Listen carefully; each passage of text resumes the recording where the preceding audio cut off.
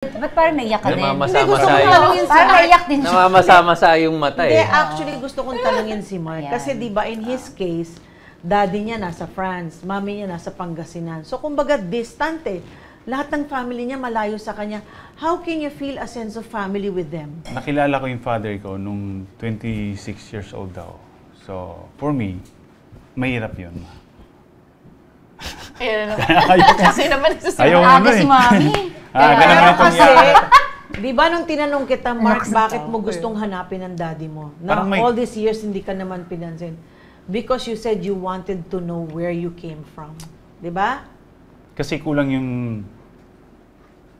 Identity.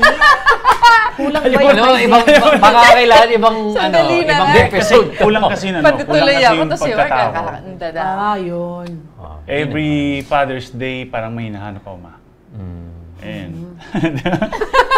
Grabe, iyak na yung tao, tinatawanan. Tapos, Straight na yung hair niya. Huwag kayong ganyan. parang, yun nga, so kulang and na-appreciate ko si Danny kayong ginawa niya na hinanap niya si Daddy. And then, doon nabuo yung pagkatao nung nakilala ko yung Daddy ko. Medyo nanginig. Nanginig yung dulo. Nanginig.